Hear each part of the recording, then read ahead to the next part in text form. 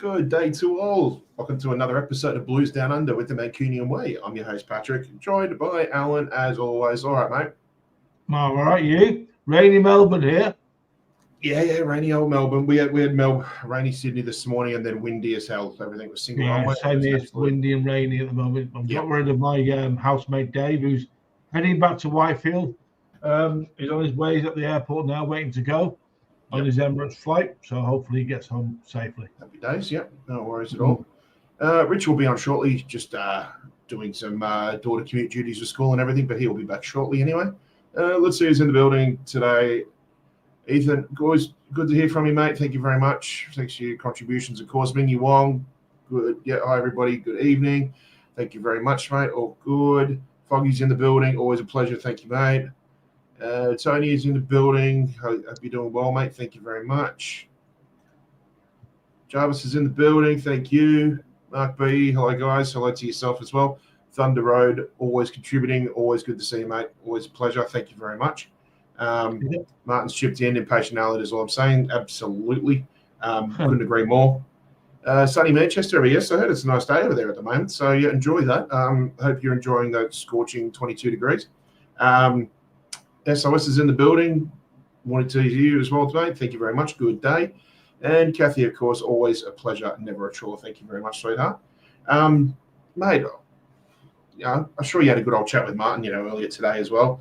Lots to talk about from the match against Al Ain, of course. But first thing I wanted to ask you, mate, and we quickly talked about this on Blues Down Under last week, was how much we were looking forward to.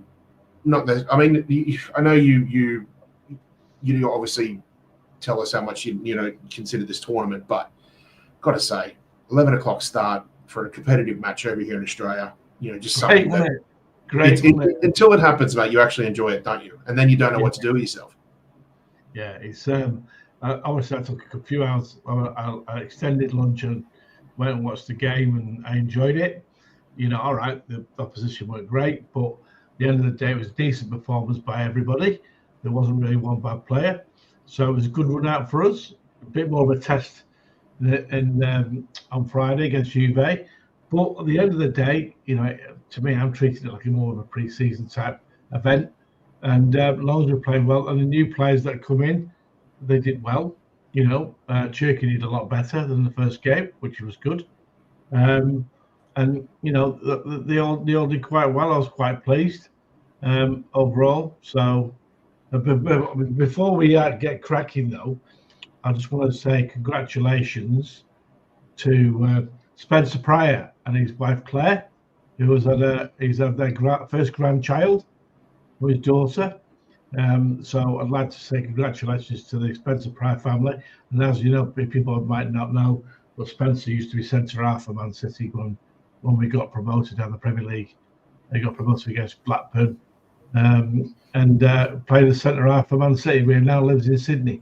So congratulations. Congrats to Spencer and all his family. They're very well known amongst the blue community here in Australia, particularly over the East Coast. So very happy to see that hear that news, of course, and we hope to get Spencer on in the near future as well too. That would be lovely, and I'm sure the greater community would look forward to having him on as well too, because every time he has been on, it's been great, and we always love to hear his insights on the glory days.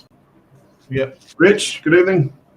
Good evening. How are you? Hi, Rich. Good, mate. We just wanted to wait until you were on before we wanted to talk about the joy that was watching a competitive City match in complete daylight. Yeah. Well, I thought Alan might want to talk about the cricket first and the joy of watching. Oh, well, can we talk about that? Chasing down 400. The result for the English. Yes. Yeah, 371 knocked them off. Get in. Yeah. It's going to be fascinating, actually, because it's going to be the Aussie bowling attack against the England batsmen when it comes to this summer. I think I've seen a few composite. Yeah, you see a few composite teams, and there's 4 Aussie bowlers and 6 English batsmen, and everyone's fighting about the wicket keeper. But anyway, sorry, Patrick. Back to this isn't the Mancunian stumps, all right. This isn't the real Old Trafford way. But anyway. We'll go. Yes, I got your message this morning, mate. In Cronulla, of course, I'm in Sylvania, just up the road. So please get in touch with me. if he's interested in memberships, we are doing membership drives, with the start of new season on its way too. So yes, please get in touch. And while I'm there, actually, I might just quickly drop my Instagram as well too. If anybody ever wants to get in touch, if you're ever in Australia, please do, because we're always happy to help out whenever we can.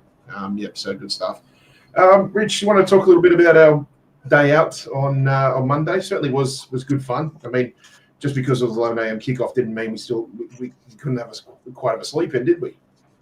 Yeah, well, it was quite funny arriving at the Central Coast Leagues Club, going up to the bar, trying to get a beer at 9 a.m. and being told we'd have to wait another hour. Well, to be honest, though, we actually spent more research trying to find a good cafe near Gosford Station, because I think we're cutting a bit fine for time, because, to be honest, we wanted to get out of Sydney ASAP, because once you get past a certain time, about 7, 8 o'clock in the morning, the traffic, the peak hour rush just becomes an absolute joke. But I think, you and I are both on the train by before 7:30 in the morning or something or whatever, and on our way up there, and it was good fun. But I know what you mean, just getting into the Leagues Club and not being able to have a beer until sit around and just drink cups of tea for an hour until we're allowed to drink beer that was at room temperature anyway. And the problem, the Aussie breakfast looks good, except for the fact that in Australia, in place where black pudding should be, you get a bit of avocado, which just isn't quite the same. That's the full Aussie, full Aussie right there, ladies and gentlemen. It is avocado. Pudding, avocado is the Australian green black pudding. Did you have HP sauce as well, or not? No, this was just your run-of-the-mill cafe. They didn't have HP. Yeah, I just had a bacon and egg roll, bacon and egg balm. So I was muffin with alcoholics from North Manchester. Yeah. And then we we headed out to this pub, roadside pub just up the road called Eleanor's, and an aerial set up for us and everything. And we ended up with about at least a dozen of us there turned up, didn't it? It was all including Chapman and a few of the lads who were involved with the original supporters club from the early '90s. So it was a bit of a nice little bit of the young and old there on Monday, wasn't it? It was good fun. Yeah, no, it was good. And caught up with a few people I'd met before as well. I obviously met a few down in Sydney, but I realised I was catching up with a guy who I'd spent all day drinking with in the Imperial back in, when was it, 2014 or whenever we came. 2015, yeah. So 2015. That's nearly 10 years ago now. I'd spent all day drinking there and talk about old tales, and I realised that one of the guys there was one of the lads I'd been chatting to all day, him and his son, who had some entertaining stories to say the least. And I think he only managed worth something to do. We're getting close to 10 years since the Melbourne pre-season, so I'd like to try and do a little bit of a flashback on that when we get close. And we were remembering a couple of people, including Seth, one of the guys there, and a few others who didn't make it past half time due to being ejected from the MCG. This is something that we have to talk about, because I think, again, this is something we'll get to. And like I just mentioned, we are getting close to the 10-year anniversary of the Melbourne pre-season. So we'll keep a time aside for a Blues Down Under for that, because I know we've all got different stories. There was quite a lot of interesting stuff that happened there. There was actually a few things that kind of have become a bit of a football meme culture as well, just from that pre-season. But we will keep something aside. We'll keep a show aside for that, because regardless of what people think about pre-season, sometimes you create some really good memories and some fun times and some fun experiences, and you meet some wonderful people while for a change actually watching a game that doesn't mean anything really. So we'll get to that in the future. I'd love to have a sit down and have a good chat about it too, because it was good fun. I think, Pat, we should get the legendary Macca on, because I think his story about his visit back for the Aguero moment, I think, it's a lesson to everyone in the world in blagging, but also I think probably had one of the most entertaining days of any of the Blues there. And let's just say he ended up, meeting Mancini and company and David Platt the next day on his flight and joining the players for the part. It's brilliant. So Yeah, Macca's a classic, and that'd be a it is brilliant. And we are hoping to get him on some shows for as well too, because there will be some stories that he'll be able to share with you two, and certainly I wouldn't be surprised if there's a few people in the chat who would be able to relate to a lot of the stories that he would talk about as well too. So we'll look forward to get him on in the near future as well. So yeah, something else for everybody there to look forward to as well. I can tell you the story of the Aguero moment because I flew back for it as well, and a memorable day. And the flight back was on the Etihad Airlines flight back to Melbourne, and I got put into business class all the way home because I was wearing my championship shirt. It's brilliant, absolutely brilliant. Yeah, but no, and it's some funny tales about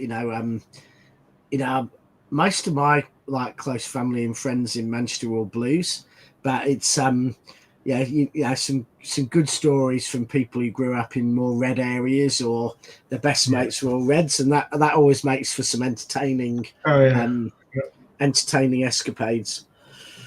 I want to go back to the game actually, because I've got to be honest. I had so much fun on Monday that I actually kind of missed big chunks of the game while I was chatting to everybody and listening to some wonderful stories as well. But I'm hoping you two have been able to at least go back and look at a bit of a replay about the game, because I think I was just so caught up in the moment of just enjoying daytime football that I kind of forgot that we ended up actually playing a game, winning and scoring 6 and playing some really nice football. Yeah. But half the time, on second thoughts that you looked at that sort of stood out for you a bit more than what you saw live? Well, I think the pay. We saw it in patches on the day, but I think when you watch it back, the pace of the play was pretty consistent. Not just the goals and not just when you're looking round. Because I was obviously sat kind of at an angle to the game. I was struggling because after a few drinks, in front of me was the NBA final, and there were lots of interviews where you could quite clearly hear it was Pep's accent, but there was a basketball player in front of me talking, and it was quite disturbing. That's your fault. You know what you're like when you have Guinness before midday. It's like a reverse gremlin. And they were the pace of the play was great. Right, Ait-Nouri particularly. I know Gundogan got the man of the match, but I thought Ait-Nouri just showed what we've been missing, apart from about 10 games from Ben Mendy at the beginning. I think Ait-Nouri's shown what we haven't, and that's a player who can, go from fullback, go on the outside of an attacker, dribble forward with the ball, put in a cross, and technically really sound player. I think we've seen Cherky had a great cameo. Foden's got a smile back on his face. And generally I think they were mainly positives. I think people have talked about whether Kuzanov's the right player for the team now. But I'm intrigued. I think what intrigued me most about the whole game, and I said this to you, Pat, in the first half, that we really looked like we had a 3-1. I'm trying not to do a Stuart Pearce here and come up with 12 players, but it was like 3-1, 5-1 formation. We really went to a back three. Gonzalez was actually sitting way behind the fullbacks, and then we almost had the fullbacks and the 3 attacking midfielders or wingers almost inside the fullbacks, and then you had Haaland up top. So you can see how that formation, could be really defensively solid, especially if you had, in that midfield you had Rodri instead of Gonzalez, and then either Gonzalez or Reinders playing in that 8 role. You've suddenly got a back 3 with attacking fullbacks and with 2 really solid midfielders. I think that would be an incredibly strong team defensively and could offer us more offensively as well if we get those attacking players. But that to me means maybe it actually gives Núñez a lifeline at right back, because as a wing back his defensive issues would matter half as much, and his attacking quality would be twice as valuable. Certainly would suit Ait-Nouri, and but it would suddenly put the balance of our squad in question, because suddenly, you might need 5 or 6 centre backs, but you're suddenly gonna have way too many wingers or something in the squad. So it's going to be interesting, because if we're changing that formation, maybe the changes to the squad will be slightly different, and or maybe we're just trying it because of the players we were using on the day. Yeah, good. Just a text of a good friend of yours, Richard, who's probably blocked on here. Mr. Leo Turner says to say hello because he's watching it right now. Yeah, he said he'll text you later on. Yeah, he came out with a pearl of wisdom today. Apparently, US presidents lie. Who would ever have thought? It was exciting news to me today. Well, I'm sure he'll be texting you later on, so you can carry on your conversation. Yeah, but he's watching us. He's watching us right now. So hi, Leo. Kathy says, "What time of the day is the next match there?" No, the next match for us is 5 a.m. So we're back to normal basically on Friday. Yeah, which we will get into a little bit, because I think the show is going to become the pre-match for Juventus, because I don't think we've got anything until Martin does his watch along on Thursday. So just we'll get onto that shortly, because I think there's going to be some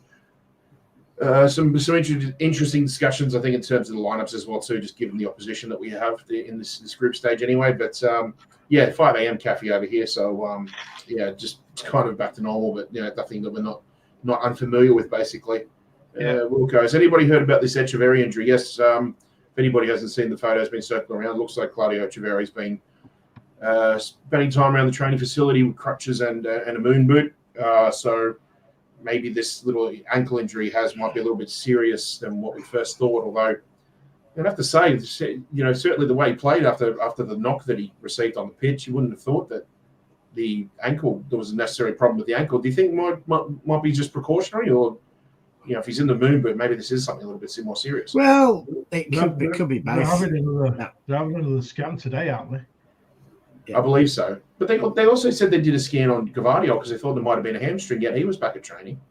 So unless it's hamstring tightness, it'd have to be hamstring tightness or something. Yeah, I wouldn't read anything into it until we hear. I mean, you could twisted your ankle and be back in a week and wear a moon boot for a couple of days. Because, you've played football. When you do have an ankle injury, it almost feels the same when it's, you can have quite a bad, strain or ligament damage and, need 3 or 4 weeks off. But often you can twist it and think it's really bad and it swells, and 4 or 5 days later you're walking normally and you could play without painkillers. So who knows? They'll do a precautionary too. But let's be honest, it wouldn't be if Echeverri wasn't starting against Juve, even if he was healthy, you wouldn't be surprised either, would you? No. So to me, it just seems like a precaution on a precaution, basically. I'd be surprised if he starts against Juve. Yeah, I don't think. Even if he was fit, I think a lot of people have talked about. It's hard. Echeverri is going to have a huge part to play in 12, 18 months, but depending on but if Bernardo and Gundogan stay, it's going to be very hard to get game time. So it's going to be interesting to see. We're going to have a few decisions to make over the next month or two. Are some senior players going to leave? And if they are we going to be prepared to take the hit it will take in the books to make that happen? In which case there's room for Echeverri. Or are we going to keep some of those players for the last year of their contract, loan out Echeverri to get game time, and then bring him back to replace one of them in a year's time? Because we're either gonna have to lose 3 senior players, or we're gonna have to lose the likes of Rice and Echeverri, or Cousinov and Echeverri. It's interesting you talk about Echeverri and the possibility of loan, because obviously the discussion came up when it was found out that part of the agreement for getting Ryan Cherki was we were going to loan one of our players out to them. Now, if anybody hasn't seen the news, it looks as though the French league has actually relegated Lyon to their French League 2. due to financial irregularities. I believe it's the best part of in excess of like €250 million in debt, and because they haven't been able to cook their books appropriately, as a result, they've been given a relegation, which of course is very disappointing for a storied club like Lyon. I grew up, watching Juninho just bag 40-yard foot free kicks, every 2 weeks, and they were a fantastic club. They were one of the best dominant forces in France, very dominant club in Europe, and just disappointing that they've gone under such financial hardship recently. But sorry, Alan, let me just finish. But do you think this happening will change what City may do with loaning players or loaning a player to them, or because I can't, with all due respect, I can't see Echeverry playing for them in the French the French League Two. For me, I don't think more like an academy player, like a Simpson Pusey or something, may go there. Or I must admit, one of our top players to go. I'd like the idea of him going to someone like Como, with a coach who's going to play him in the right way, but only if they've got and they've obviously can sign a bit, but they're not tremendously wealthy, so that's an option, or going on loan to Girona, where we can have some influence. I think the rules in France are different from the UK, because it's all about debt in France. If you go over a certain limit of debt, you get audited, and if you don't sort that out, you're in trouble. Whereas in the UK, it's completely different, because debt they don't seem to give a shit about in the UK. Yeah. No. So it's totally different. If they had the same rules, United would be in serious trouble, wouldn't they? To be honest. Does their system, because but part of my ignorance, because I haven't really had a chance to look into it, but their idea of their PSR or FFP, whatever they call it, I think it's like a 4-letter acronym or something.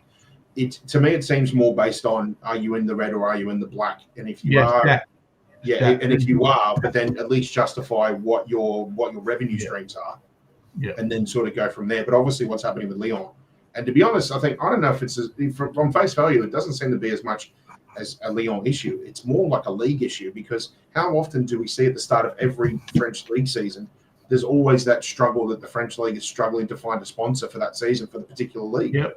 Because what is it? In the space of like 2 or 3 years, we've gone from Uber Eats for a couple of years. Then it was McDonald's. Now we don't know. Apparently they've dropped, and we don't know who's going to be next season. So you wonder if it's as much to do with the federation as it is to do with any of the clubs.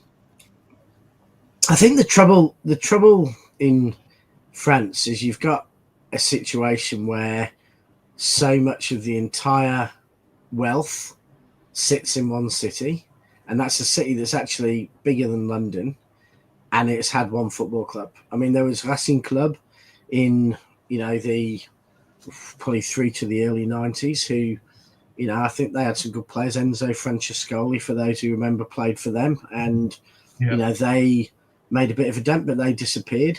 And the Arnaud family have bought a club in Paris that I've forgotten what they're called, Paris FC, I think. That are trying. Have you seen how close their stadium is to Parc de France? You can literally throw a tennis ball into it's that close. And they're the second richest. He's the second richest man on earth. So they have serious capital behind them, but they need more than, like, you think of London. London, you've got Chelsea, you've got Arsenal, you've got West Ham, there's that another little club in North London I've forgotten. You've got Crystal Palace, you've got Brentford. I think they beat United. They're big. Yeah. The club with the best NFL, the club with the best NFL stadium in the Premier League.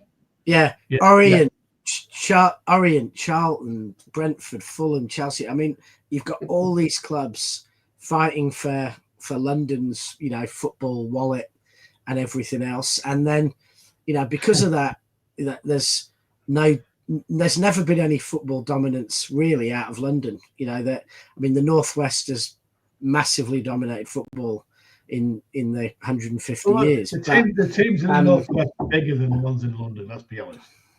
Yeah, but that's because London.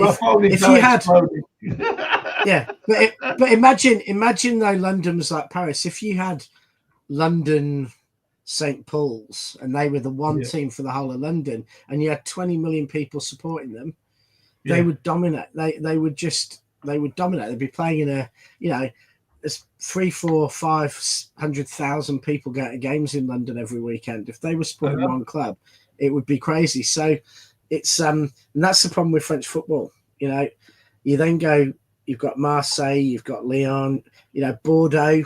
When I was a kid, Bordeaux were competing, Jean-Tigana and some fantastic players there, but they've gone down to Division 3 because of financial irregularities like Lyon, because they can't compete and live within their means. Marseille's probably the only club who really still financially kind of solvent, who've gone head to head with Paris in recent times. And even they when did Marseille last win the league? Like 15 years ago or something? Probably longer. I'm thinking the days when they won the European Cup 30 years ago, 30 plus years ago. Against Red Star. I mean, that was think about the last 10 years. If you take the last 15 years, you take it away. I think the only other winners apart from PSG, I think Monaco, Lille, and Montpellier. And if anybody in the chat can remember, maybe one more. But that's probably been it since PSG was taken over. Going back to and Lyon, you know, go back 15 years. Lyon won 5 or 6 league titles, I think, in, you know, over a period of time. They were a very good side. I think it was like 8 out of 10. They were quite dominant before that. 8 out of 10 they won. Lyon. Lyon's the second biggest city in France. So culinary capital of the country. Yeah. And, you know, one of the culinary capitals of the world. Yeah. But, you know, it's and that's the you know, that's the reality of the French game, you know, just total dominance. And so I think you know, that's probably why places like France are what really makes Super League, you know, I think, you know, more likely than not, unfortunately. Yeah. Because there's two giants in Spain, and then there's one demi-giant beneath them, and then a massive drop-off. In France, there's one club and a massive drop-off. In Germany, there's one club and then some demi-giants, you know, big clubs like Dortmund, but a big drop-off from Bayern, and that's increasingly a problem in most European leagues. Well, I agree with you. I think it will happen. I think it's just a matter of time when it does happen, to be honest with you. You know, a lot of people disagree, but, you know, time will say. You know, Spurs think they're the biggest club in the world, the way they carry on as their fans. But, you know, they can't have a league on their own, can they? So, good twist, righto. But they beat United, so, you know, that was funny. Yeah. Everyone was Spurs that day. I was Ange. I wasn't Spurs. I was Ange, but I was cheering. It took 25 minutes, Pat. But in summary, Echeverri should go to Italy on loan, not France. Yeah. DJ actually says, "When remember Auxerre? I mean, when I think of 2000s French football, I think of that old PlayStation kit that they had. And remember Djibril Cissé played there? They had some ballers back then. Yeah, that was so good. And I mean, obviously, French football was probably French football probably had the most cult following. I think back then Serie A was the best league, but French football had a bit of a cult following. You know, just given obviously the quality of the players, world champions, winning Euros, and that too. So I think. Yeah, there was some good times there. I think everyone forgets. I mean, everyone talks about, you know, you'll be too young for this, but Alan will remember this. But one of the iconic World Cups ever was 1982, and everyone talks about Brazil as being, you know, one of the best sides to not win a World Cup because you know it was Italy, wasn't it? Paolo Rossi who came through and won it, and Brazil had a phenomenal side: Zico, Eder, Socrates, etc. But France had an incredible side at that time too. They had a midfield, and it was known as Le Carré Magique, which was the magic square, and Alain Giresse and Louis Fernandez, Jean Tigana, and Michel Platini, and that's probably as good as midfield as I've seen. You know, possibly you get to Spain in, 20-something years later in the Xavi Iniesta midfield. But that was a phenomenal midfield, phenomenal, brilliant players, and that doesn't get enough when people talk about great teams of the past. I think they get ignored because of the 1982 Brazil team, but I think France was every bit as good as Brazil. Incredible. And that doesn't mean that Glenn Hoddle was the best player in the world at the time, even though Tottenham might think he was. And then, I mean, there was even back before that. Remember when Saint Etienne were good? Yes, they were. They were very good. They were more than just a band. Yeah, what else? Yeah, I think Lens were also got a bit of a following too, because they signed a few of the Senegalese players that performed really well for them in the 2002 World Cup as well. I think it was Papi Cisse and maybe one other. I can't remember his name or something, but they all went to Lens, and I think one of them went to I can't remember the name. But yeah, there was some really good standout players. Of course, I know we're getting a little bit nostalgic about French football and things like that, but people just don't understand especially younger people don't understand just how much of a powerhouse Lyon actually were, not just in French football but in European football. So to see something like this happen to such a storied club in Europe, it's very sad. Very, very disappointing. Yeah. And we only hope that they're back competing in the French league again, sooner rather than later. Certainly, yeah. Now, but don't forget Bordeaux. Bordeaux were phenomenal. Yeah, wasn't Zidane was a Bordeaux for some point, wasn't he? Or he came up before that? He may have been. I'm not quite sure, but they were a phenomenal team, and I think they're at the level. Like Andy Carroll's just had to leave them because they're going part-time. They're down in Division 4 of French football, and they were, up there with some amazing players. But again, financial irregularities. They had a bit of blaming it on Barcelona because didn't Barcelona sign Artur or someone from Malcolm? It was someone's name. It was some bloke from Darlington's first name. They signed him and they never got paid, or they got paid really late, and that led to not paying tax bills. And since then, they shipped Malcolm off to Saudi Arabia, so I wouldn't be surprised if some of that transfer fee was meant to be sent to Bordeaux. Although, given the issues that they've got, they probably found some sort of loophole to not pay it, which is just terrible when you think about it. But another appealing. It's the same guy who's caused the problems. That's just got rid of 43% at Crystal Palace, isn't it? That owns at Lyon, Texter. It's the same guy.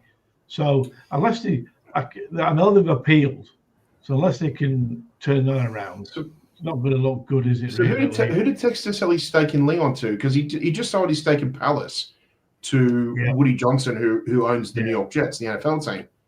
Yeah. Which, by the way, if anybody doesn't know, the New York Jets are one of the worst run teams in the NFL. So don't think that because you got a rich American coming in, all of a sudden it's really is literally a case of meet the new boss, same as the old boss. They're comedy. Don't get your hopes up. I kind of feel bad for Palace because this guy's very, very, very complacent with the way he runs his NFL team.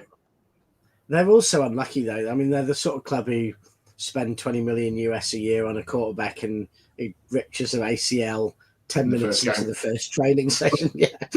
So I think the Jets have, incompetence, but they've had so much bad luck. And since we're talking about NFL too, it looks like our audience is starting to creep up a little bit now. About 75 in the building. Anybody from the States has woken up. Good morning. Hope you're having a lovely breakfast while listening to us as well. Anyway, let's see what other comments we got here. DJM1's actually said Texter owns owns Botafogo as well. So, well, that's a good investment because they just won. And they just won Libertadores. Yeah. But they've lost nearly all their players. They've certainly lost a lot of players. Lost straight to Forest. They've really seen that team ripped apart, which again doesn't suggest brilliant management. You got to think. You got to say is too, Matt. I think 3 years before they won that Copa Libertadores, they were down in Serie B. They were down in the second division Brazilian football. They've been relegated for the first time in decades, and they come back absolutely come hot out of the blocks, recruit the right players, get the right manager, and next thing you know, they're continental champions. So given the way that they've been running the club for the last few years, there's every chance they'll just get another batch of young players come through. So fair play to them. Yeah. And actually, while we're here, we'll talk about Botafogo as well. They've obviously progressed to the next round of the FIFA Club World Cup. For those of you who may not have been paying attention or just been keeping an eye on what the fixtures are doing, obviously once City had finished playing their fixtures, we're pretty much starting match day 3. So it was a case of every team from every group was playing each other at the same time. Mm-hmm. So since then, we've had about half the fixtures or match day 3 fixtures come through. So the round of 16 is starting to take a bit of shape now. So I'll just quickly go through it with everybody. Obviously, there'll be more fixtures, in the next few hours when they kick off the remaining or some of the remaining groups as well. But for now, round of 16 clash on June the 28th will be an all-Brazilian match between Palmeiras and Botafogo. On the same day, we'll also have Benfica, who actually topped their group after beating Bayern Munich. They will be facing Chelsea. That's in Charlotte, North Carolina. I should mention the all-Brazilian round 16 is in Philadelphia. The other side of the table, we've also had PSG, who ended up topping their group as well. They are actually top of the group. Yeah, I think they're top of the group. They'll be playing. It will be a reunion with Lionel Messi as they play Inter Miami, and that will be held in Miami. Also, Flamengo, who ended up finishing top of their group, they will be playing Bayern Munich on June the 29th in Miami. Also in Miami actually. So some interesting fixtures forming there, and maybe some matchups possibly that might make this tournament a little bit more interesting for some people out there. So I've always said once you start getting into the business end of this competition, there will be some intriguing matchups, some interesting matchups, and also a case of, for some clubs, maybe an opportunity to see some future plays in the shop window as well. So I don't know. Again, Alan, I know you've got mixed opinions on this tournament, but are you starting to pay a little bit more attention to it, show a little bit more interest now that there is starting to get a bit more quality, a bit more matchups now? We're getting into cup final mode for a lot of these clubs. Not really. To me, I think it's just a good workout before the season, because there's only one trophy I want this year, and that's the Premier League. I want that back. Simple as that. You say that. I want the Carabao. He wants the Ashes as well. There's nobody. Yeah, he wants. I want the Ashes as well at Christmas and New Year. Oh yes, that would be good. I can't see it though. I'll be honest with you. I think Australia will batter us. Martin says, honorary. Just as negative about cricket as he is. It's funny enough, it's true, Pat. We'll be watching the game and he'll be like, he retired Jimmy Anderson. He was about 32. Yeah, he retired Jimmy Anderson when Jimmy was about 32. He's rubbish. He's rubbish. He should be driving a tram. He should be driving. Well, that's Nunes, mate. Yeah. No, I'm sure you said the same about Jimmy Anderson and Stuart Broad when they bowled in Australia. English can't play on bouncy decks, and that's what Aussie wickets are like, mate. So they struggle with it. Yeah. Martin says, Alan, I've just found my Australian passport. He's obviously found his quicker than yours, Alan. So, yeah. Mate, I've got mine in my drawer on my left here, mate. Don't you worry about that. Well, have you got it? You won't be touching it until May. Yeah, I know. We'll be taking it back home, won't we? Yeah, we'll just keep it. Yeah, we don't all work for Qantas and get cheap flights everywhere, do we? Aussie Alan. Yeah, it says Aussie Alan. It says Aussie Alan. He probably flies Virgin everywhere anyway. He wishes. Guys, all right, let's talk about Juve, because it appears as though we will be the sort of preview pre-match for this match. Obviously, the biggest matchup of this group, and as we all know, we saw weirdly enough, we were never before ever seen our fan base die for a 7th goal more than that, even probably as much as when we scored 6 against United. So let's quickly talk about this, because I've got to admit, Juve have been playing pretty well these 2 matches. Obviously, we can go down the route that Alan's going to go and say, oh, it's just 2 pub sides. But at the end of the day, they've scored a bag load of goals, playing some good football. They've got a wing back who was on our radar for a while, seems to have gone. Now all of a sudden is playing like we should be looking at him. But I want to get your idea on what your thoughts on this. Juventus, never easy. If anybody doesn't know our history against Juventus, we played them 8 times. Do you know how many times we've beat them? Once. Well, Once. Once. Yeah. And I don't even think I was born. I went to Juve. We drew 1 each in the UEFA Cup, the old UEFA Cup. Was that about 78, 79? That was, wasn't it? Yeah. Right then. Yeah. I went there in 2015. I really enjoyed myself, actually. Very, very good. But yeah, what's your thoughts, guys? I mean, obviously, I get the feeling that, being an Italian side like that, as we always talk about Italian sides, they try to control tempo, very tactical. And of course, all the cards are in their hands because, they can play for a draw and know that they're going to top the group. So I don't know, get your thoughts on it because, I'm still not sure exactly what we can expect from them. Certainly what we can expect in terms of our boys and who's going to be starting that. Do we want to finish second in the group to avoid Real or not? No, if we finish second, we probably will play Real. Okay, so we need to win them, don't we? So we don't have to play them. I think if Madrid win against Salzburg, which let's assume they're going to, they will top their group. Well, we need to get the result to avoid Real Madrid. I'll be honest with you. Why? I don't. Let me ask you this, Alan. Would you rather face them or face PSG? I don't want PSG. No. PSG are better than us. They are better than us. So, we'll just have to wait and see. But as long as no one gets injured in this tournament, don't care. Badly injured. I just don't reckon. I don't reckon Madrid are all that. Especially, I think, Ethan says, why are we scared of Madrid? I don't know if we're scared of Madrid. I think we're just sick of facing them all the time. It feels like every season it's like, we better book our February checkup with Madrid, basically, or our March, checkup. And it's like one chance we get to win a trophy in a poor season is, we may have to go through bloody Madrid for it. But they've been some of the best games football's seen in the last 5 seasons. There's been some absolutely incredible football in those games.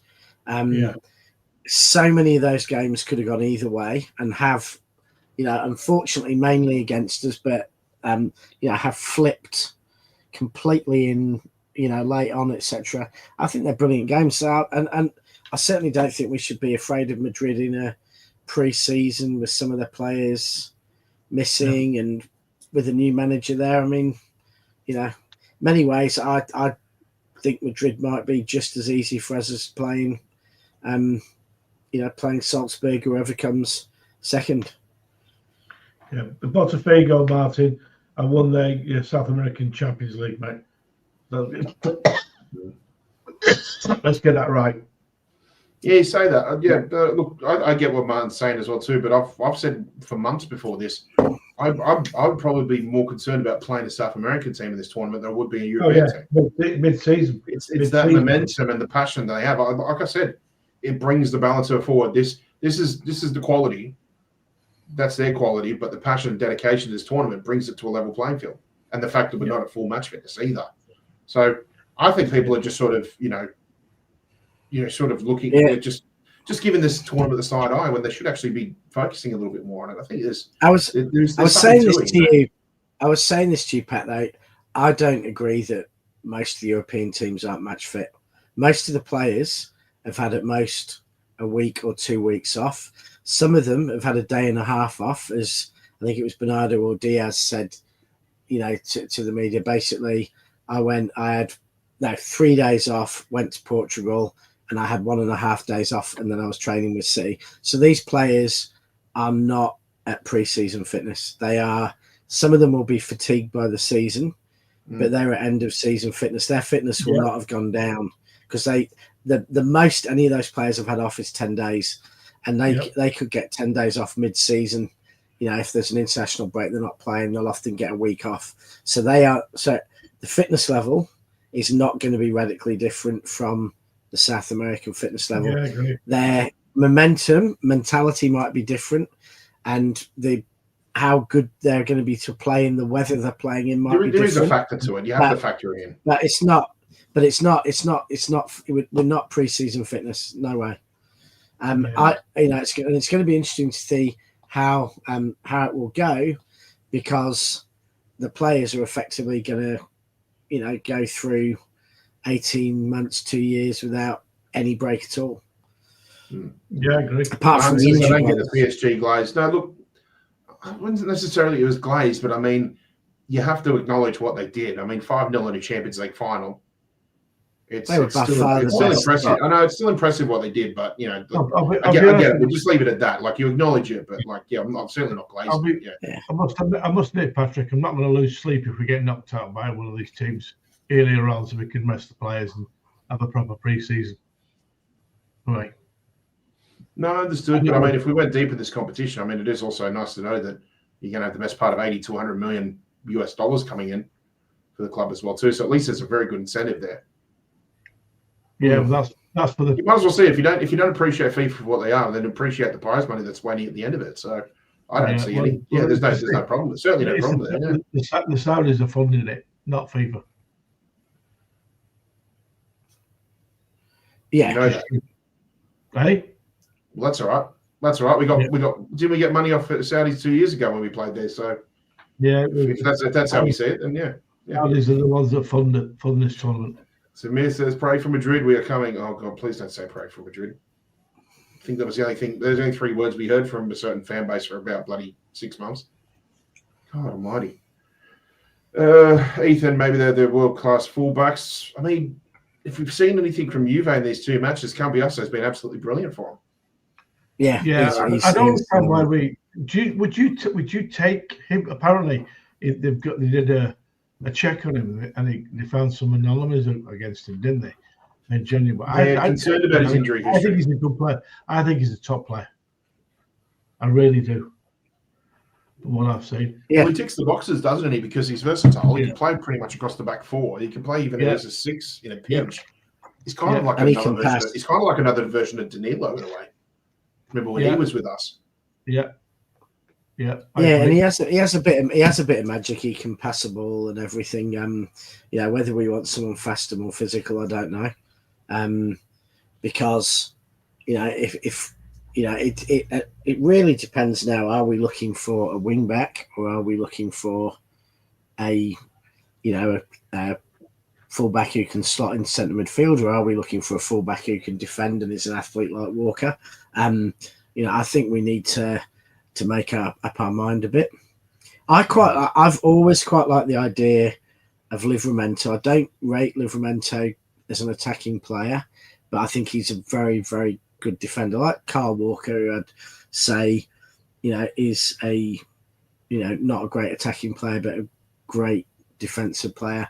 And I like the idea of Aït-Nouri bombing up there and the defence slide across into a back 3, and you've got Livramento, Gvardiol and Stones, and you've got, fantastic back 3, and then, set up as a back 4, other times, without possession, and Aït-Nouri's back in there. I just have always liked us having one really attacking fullback is in the team for attacking, and then a defensive fullback on the other side. That's never happening. No, that is never happening. No chance. No. Yeah. Never ever happening. Governor 66. Obviously, always good to see you again, mate. Thank you very much. He says, "Yeah, I wonder if City have games lined up if we get knocked out." Now, obviously, no Community Shield gives us an extra week of rest or getting up to match fitness, basically. It's something that we don't have to worry about where we're worried about match fitness and how many under 15s are going to be on the bus, basically. So it's interesting. It's interesting to see what the plans are come July, August. But I don't know. I mean, I'm always keeping like other things in mind. And it's like, you remember when we signed Gvardiol and there was that part of the contract that we said that we play pre-season in Leipzig as part of the contract. I think now would be a good time to do that, because one thing I don't want, and you can go back to all the other previous years we've had pre-seasons in the States and Japan, we've gone back and forth, 1 year there, 1 year back. This is the one season, given what we're doing now with the FIFA Club World Cup, that I do not want a US pre-season tour. I don't want a Japan pre-season tour. keep it local, keep it to Europe at the absolute maximum, at the absolute most in terms of travel. Yeah, because there is a start-stop there is a bit of a start-stop sort of situation going on with these players with the club at the moment too. And I think keeping it local is the best thing to do. Yeah, I agree. Yeah, and I think the reality is there's a lot of there'll be about 15 plans in place for when we go. If we get to the final, there's probably going to be no real break. They'll probably give the players 10 days, 2 weeks or something, and never let them lose their match fitness, and they'll be keeping them humming. If we have 6 weeks, then they're probably going to allow an extra week off, but they're probably going to give the players a very different training program they'd have to normal, because they're going to have to be kept ticking along at 80-90% match fitness. They're never going to be getting down to the usual, you've had 6 weeks off, you've put on 5 kilos, and none of that's going to happen. They're going to have to be back pretty much like they would be 3 weeks, 4 weeks into pre-season. And, so they should be.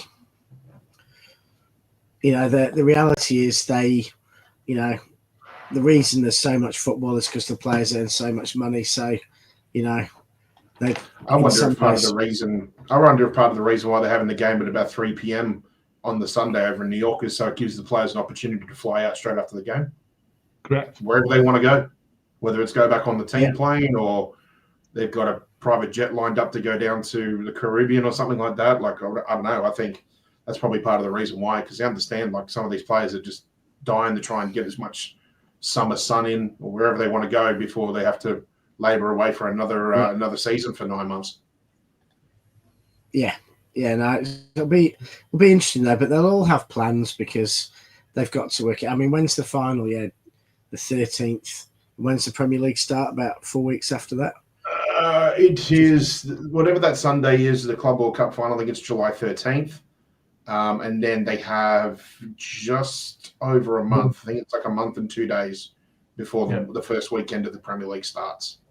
So, to be honest, we're looking at it, they're probably only really going to get about 2, maybe 2.5 weeks of rest and recovery, and at that stage, you start to wonder too if like most of these players would just do like a sort of holiday where they can still go and do some sort of light. Yeah, no, I think they'll be keeping that.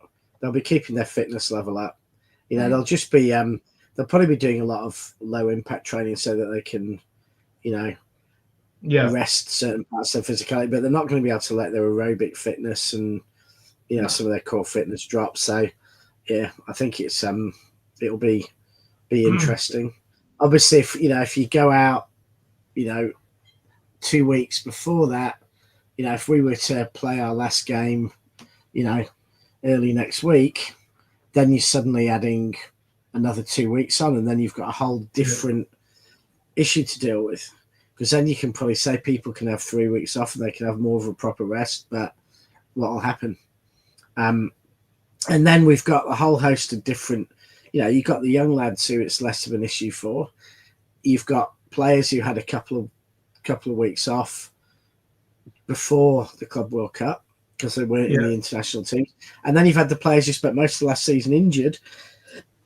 And actually, someone like Erling, Rodri, they haven't got fatigue in the same way. They've got none of the fatigue and long-term fatigue that Bernardo or, players like that would have.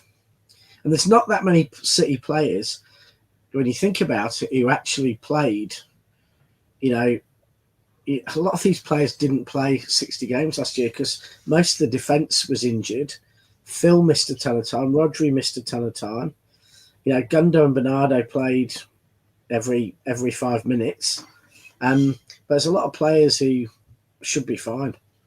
Yeah. Anyway, I have to apologise. I have to go and get my go and pick up my daughter now. So Martin's gonna do a hit and run. He's gonna tag in for me. I'm just gonna reach over and tag Martin, and he's gonna take over as the sense talker of the. Rich, I'll chat to you tomorrow. Okay. Yeah. Good night, all. Good night, all. Thanks, Rich. See you soon, mate. Cheers. Bye. Martin! Not talking to you. Why? You bloody know why. Pat knows Oh, why as well. I don't, but I do. What? What's the matter with you now? Is it to do with the link? You are so impatient. It is unreal.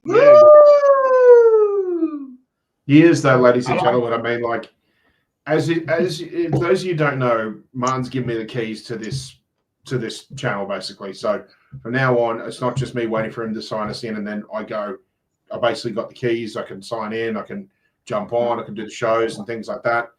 But Mr. Allen over here, Mr. Misery Guts, like aka Short Fuse, he's dead set messaging me at about 7:29. At what was it? 7. Like, so we started off here at 7:30 local time. Well, that was our scheduled time. He's messaging me at 7:29 and 61 seconds, saying, "Where's the fucking link? Is there a fucking show? What's Martin doing? Why haven't you given me a fucking link?"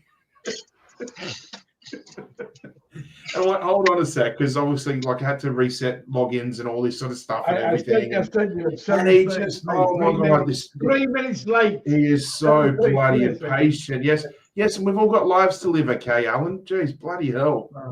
Me and Pat are organising. Me and Pat were going down the security issues of StreamYard, and Alan's then messaging in between going, "Where the bloody hell are you all?" Like, what the hell?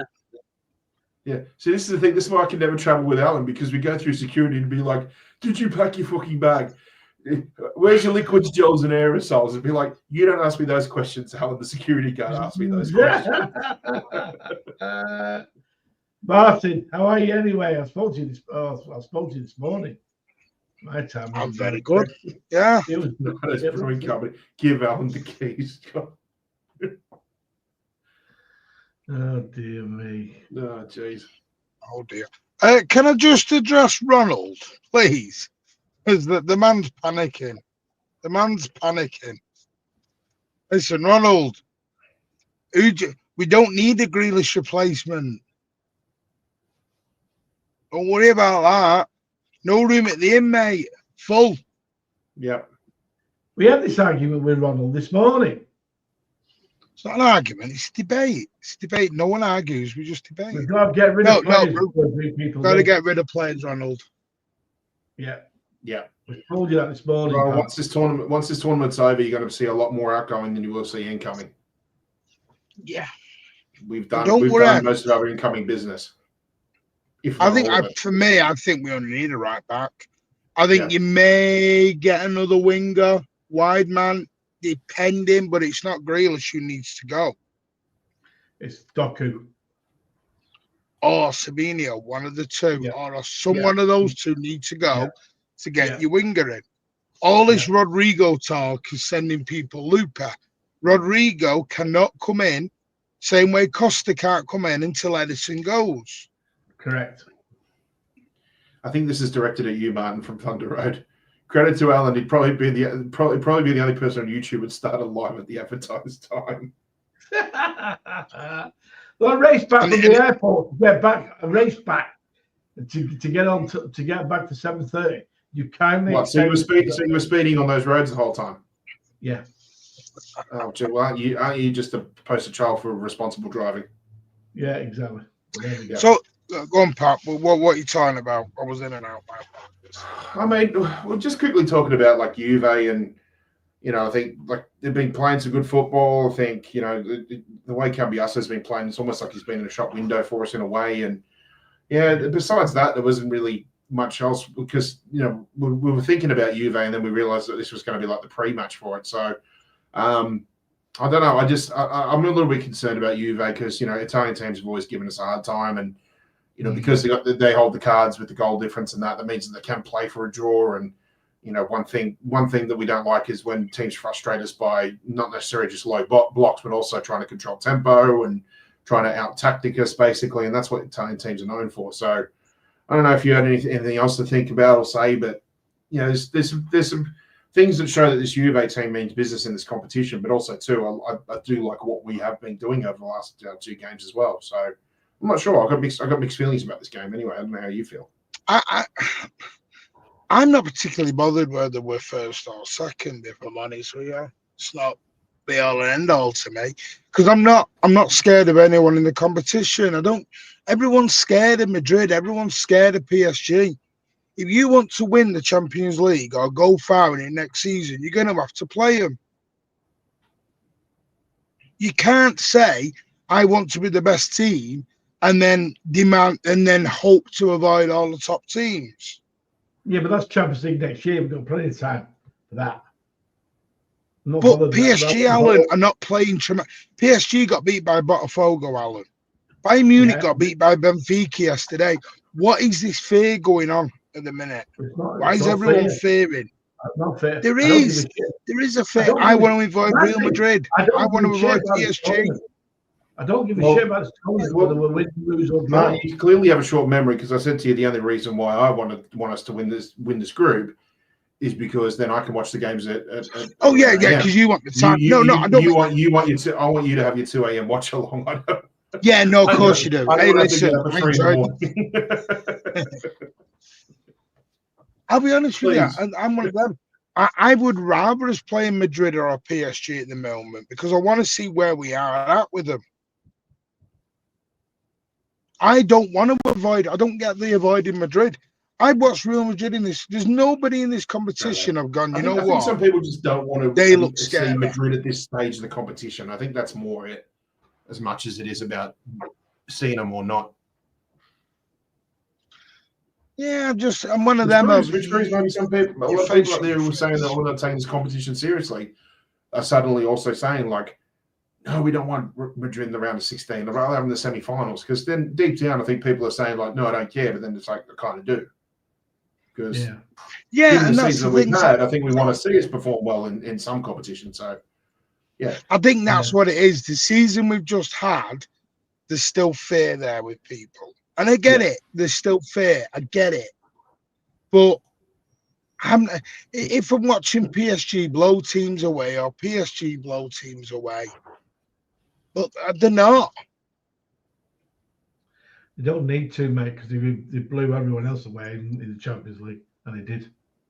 But that was last season. It's a new season. Well, not really. It's only a couple of weeks. Look, you got to think about it. It's like, yes, we acknowledge what they did, but at the same time, this is kind of it's a different situation. It's a different scenario. Like, a lot of these players, as much as they want to get ready and play this competition and take it seriously, there is still an element of, like, some of these players have played 70 games in the season.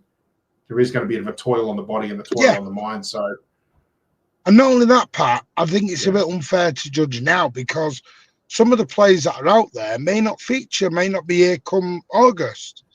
There's still 2 months left in a window. I think some of them are in the shop window.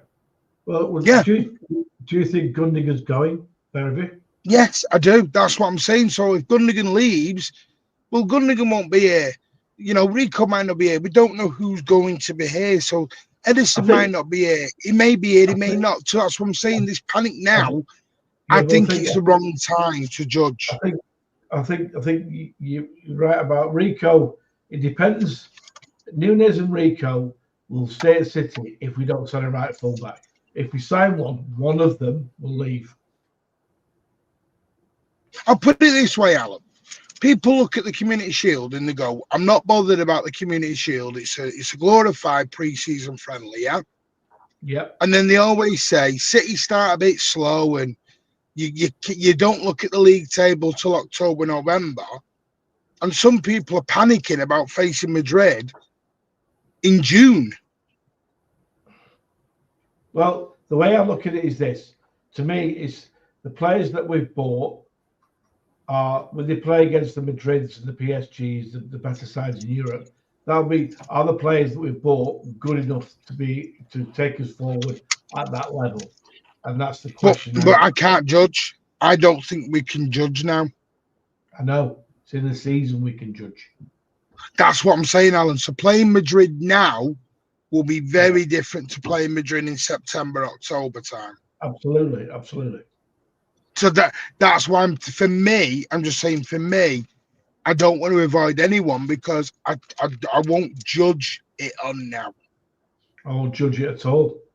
To me, it's just a game of football at the moment, and that's it. So deep down, when you think about what we've been talking about, it means we actually, in a way, are taking this competition somewhat seriously. Well, I don't want to because I think some are, some aren't, Pat. I think it's one of them because, listen, no, there's I want to. I just think a lot of people look at it differently because of who obviously hosts the tournament. The fact that it's FIFA. People always have a negative, and it's very justified as well, too. People have a lot of negativity towards FIFA. And I totally get that. But there are some teams that take this seriously, and I would like us to take seriously because it would be a nice way to sort of, for me, it's always an extension of what we did 2 years ago. And that's why I think we should take it seriously. That's why I want to take it seriously. And I think there's enough teams out there that want to take it seriously. That means that we should do the same as well, too. So for me, it would be a really nice way to end a difficult season if we were to win this thing. Do you think the players, the management, and the fans will be that bothered if we get knocked out? No, I don't think so. I still expect them. I still expect them to play like as if they're playing in any other sort of competition. Just the fact that it's in a different location at an unusual time of the year for European players just creates a different sort of dynamic in how they approach this tournament. But the desire to win it will still be the same there as if it were any other domestic cup, league, or European trophy. So I think it's there. And to be honest, I really think deep down, I think if the players weren't going to take it seriously, then we should take it seriously. And of course, what people like Akanji have said, take that with a pinch of salt. But they're more concerned about the game time, the games that they play over the course of a season, as much as the tournament is itself. You know, even if they decided to do it in the middle of December, and then all of a sudden we had to play bloody 12 catch-up games in March, April, or something like that, they would still be the same. They'd still be talking about the game time. But the tournament's a tournament. Yeah. And I think to some people, to some fan bases, whether it's City, whether it's PSG, Real Madrid, Botafogo, Flamengo, Boca Juniors, River Plate, to them, it doesn't matter. And I think maybe if some time is actually kept aside specifically for this tournament, rather than, you know, finishing up and then having to reset, go to another side of the world, play a ton of games really, really quickly, and then go back and get back into that groove for your domestic tournaments and things like that. I think it can kind of change it can really dictate the way a season can go for some teams. Look at when we went to Saudi Arabia. We came off the back of a couple of really, really shaky performances. And I remember we said on this show, we said, I think them going out to Saudi Arabia for what we said, quote unquote, was, again, we didn't take it seriously, but again, because it was an extension of what we'd done this previous season. And also it was a bit of a reset. We got away from the bad form in the UK and we hit the reset button. We almost treated like a bit of summer preseason, you know, summer fitness and things like that. Next thing you know, we absolutely blitzed our Red Diamonds. We blitzed Fluminense. We won the tournament. As soon as we won the tournament, came back, we started playing good football again. So, in a way, it's not necessarily the same sort of rhythm as what we did in Saudi Arabia 2 years ago. But again, I think if the players are taking it seriously and they play well and they play hard, there's enough motivation there to say, hey, we made something of a poor season. Plus, this is the momentum that we're going to continue taking from a good end of the season we had domestically in the Premier League last season, and take that in as momentum into the start of next season. I just think that it'd be interesting to find out from the people in the comments whether they are taking it seriously or not. So obviously, Pat, you are, but you know I don't give a shit. See, I disagree with that. I disagree with that. If we get beat on Thursday, you will message my phone non-stop saying how poor we are. No, I won't. Yes, you will. Not in a friendly, it won't. And this is my thing is, you hang on a second, Alan. Alan, Martin, answer me this question. Did Alan send you any text when we were in Orlando? No. No. That's because it wasn't a serious tournament. Yeah. See, now it is a serious tournament. No, but you always say that it's not. It's not. Well, I didn't send any texts to Dad. You moaned at the first game against Dad. We're too slow. What's this? we're not moving the ball. If there's a trophy. I don't think I did, mate. I'll go back because I've got the record here. Let's have a look. No, I didn't. You go back to last. When was it? Yeah. Thursday. Citizen says something good. He says it's official. It was an official trophy that was scheduled in pre-season time. That's why people still didn't care as much. The only thing we had a debate on Phil Foden and his chav mate. That was it. Yeah, we won't go into that debate again. Exactly, because that was just me and you. But apart from that, we didn't debate. Anyway. If we beat Juventus, some fans will think it's the best thing going. We get loose, some will have a meltdown, some will not care, and that's where you're at. And for me, pick your poison, pick your prize, think however you want, but just don't judge how other people view it. That's the way I view it. As long as you're all right with how you think, that's fine. Do you know what? At the end of the day, I think even if we were to lose this game, we know we're through anyway. But I think most of the fan base would turn around at the end of the game and say, "All right, we lost. Did all the team come through uninjured?" And they said, "Yes." I said, "Well, I'll take that." Do you know what I'm looking for? What I saw the other day when I'm seeing Pep do beach volleyball with the players and he's smiling away more than ever. Because I went on that Inside City, go on the Inside City video. I've seen it. And the comments underneath it was so good. Everyone was, look at our manager, he's smiling, my manager's back, this and everyone was so over the moon about Pep's body language and the way Pep was with the lads. He was smiling, he was hugging them, he was jumping on them, they were laughing, they were splashing each other with water. That's what I want right now. I don't want to, the football to me is nice and things, but I want them to get that team spirit back. I think we lost a bit last year. Because sometimes you don't always win a title on skill. You don't always win a title on being the best team. Sometimes you win a title on being the best team ethos. You know, in the middle of December, January, when it's cold and damp and dark and people are a bit down and they're a bit gloomy and you want to bounce going into the games. You want that good feeling going through the camp. I don't think we had that last year. I don't think you can win a title or win trophies in a slightly dysfunctional situation. Yeah, no. It's like your work life. If your work is in a dysfunctional situation, it's hard to get productivity out of people, isn't it?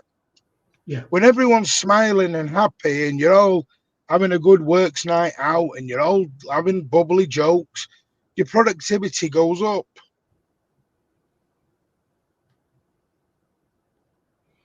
Anyway, that's enough of life lessons with Martin. No. Yeah, that wasn't what I had in mind when I did the show, but yeah.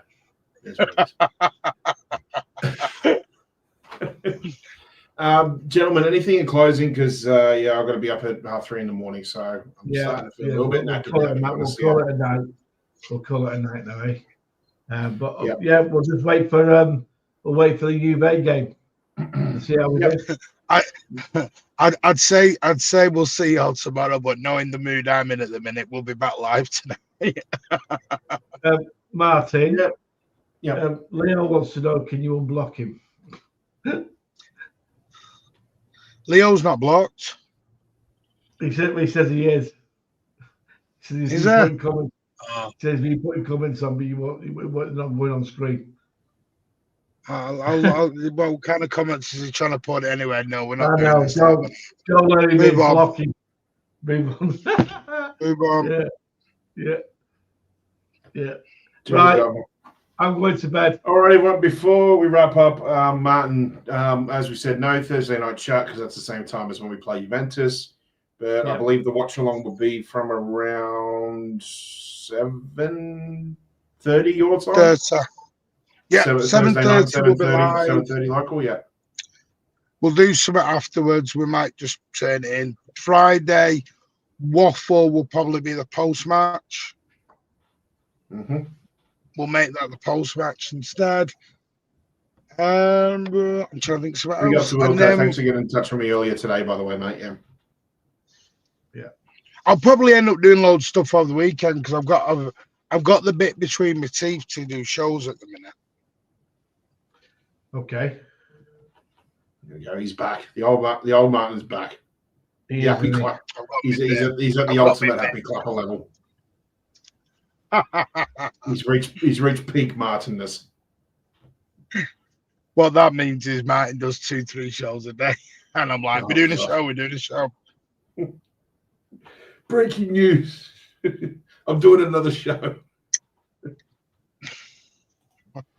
There you go, Kathy. Martin to a solo again tonight. Hey, people enjoy it. I am also. What I might do over the weekend, I'll say, I am going to do a live stream from the Etihad, a little walk round at the construction site.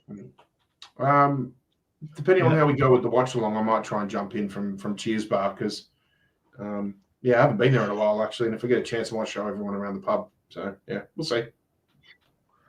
Yeah. Well, anyway, smash those likes. I'm going. Big up, Pat. Right. Big up, Misery Guts. I'll see you all later. Martin. No doubt. I'll speak to you soon. Yeah, well, and with that, we'll close out. Big thanks to everybody, obviously been a part of Blues Down Under this time for episode number 8. We'll look forward to seeing you again same time next Wednesday. It'll be myself, probably Alan, probably Rich, probably somebody else, talking about all things City and all things good in the land down under. I've been your host, Pat. That's Alan, and we look forward to seeing you again soon. And as we always say, always and forever, up the Blues. Come on, City. See you later.